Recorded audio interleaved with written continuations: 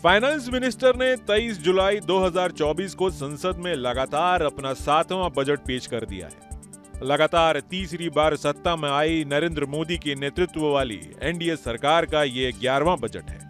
मोदी सरकार 3.0 के इस पहले यूनियन बजट 2024 में नेशनल पेंशन सिस्टम के तहत अब कटौती को बढ़ा दिया गया है। अब एम्प्लॉयर कर्मचारियों की बेसिक सैलरी से 10% की जगह 14% कटौती करेगा। इसका मतलब है कि जो कर्मचारी पहले सिर्फ एनपीएस में 10% कंट्रीब्यूशन करते थे, उन्हें अब 14% का कंट्रीब्यूशन देना होगा। एक उदाहरण के लिए, अगर आपकी बेसिक सैलरी 50,000 रुपए है और आप नेशनल पेंशन सिस्टम में कंट्रीब्यूशन देते हैं, तो पहले नियम के मुताबिक 5,000 रुपए मंथली योगदान देना होता था। लेकिन अब जब नियम बदल गया है और अब 14% एनपीएस में कंट्रीब्यूशन होगा, तो अब 50,000 की बेसिक सैलरी पर 7,000 रुपए हर महीने योगदान देना होगा, जो आपके रिटायरमेंट फंड में जमा होगा।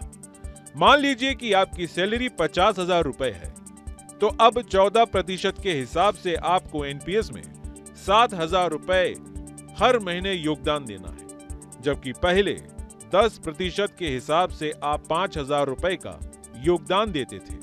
इस तरह से आप पर 2,000 रुपए का अतिरिक्त भार आ जाएगा। हालांकि फ्यूचर के लिहाज से देखें तो इसमें आपका फायदा ही है। ज्यादा योगदान करेंगे तो रिटायरमेंट पर ज्यादा कॉर्पस जमा कर पाएंगे और पेंशन भी ज्यादा ले पाएंगे।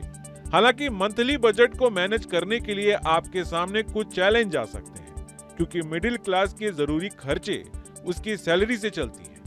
ऐसे में आपको अपने खर्चों को मैनेज करने की जरूरत पड़ सकती है। 50,000 रुपए के सैलरी पर अगर आप हर महीने 14% का योगदान देते हैं, तो 7,000 रुपए के हिसाब से आपको कुल कितना पैसा रिटायरमेंट पर मिलेगा और कितनी पेंशन मिलेगी, ये सवाल दिमाग में आना लाजमी है। कैलकुलेशन से समझते हैं।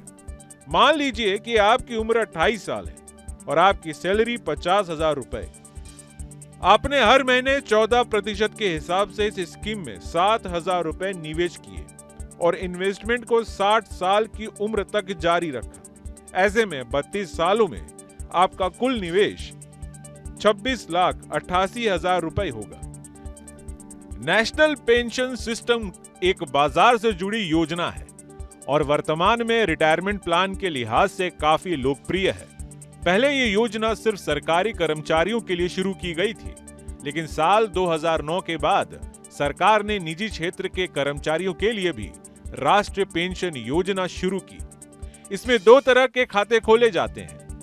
इनमें पहला एनपीएस टियर 1 रिटायरमेंट अकाउंट है, जबकि टियर 2 स्वैच्छिक खाता है। अगर हम साफ शब्दों में नेशनल पेंशन सिस्टम में किए गए इस बड़े बदलाव को समझें, तो आपकी कंपनी कर्मचारी के एनपीए अकाउंट में हर महीने 14% तक पैसा जमा कर सकती है, जो उसके रिटायरमेंट के बाद मिलने वाली पेंशन में बढ़ोतरी साबित होगी।